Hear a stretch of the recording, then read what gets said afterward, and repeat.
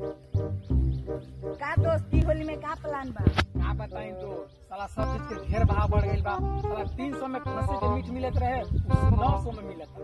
एक तो 12 महीना बाद होली आवता, एहू में सार लोग गोली चलावत। नियम बारे भाई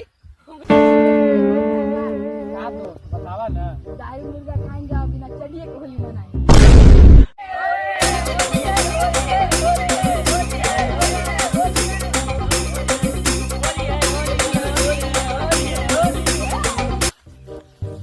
सारे लोग डाल के राख के धूरा तो सब के हो गइल मन पूरा।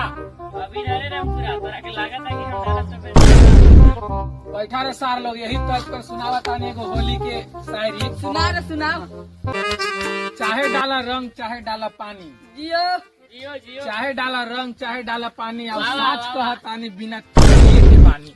जो रे साथ तोरो खत्मे बा कहानी। चल रे चल यार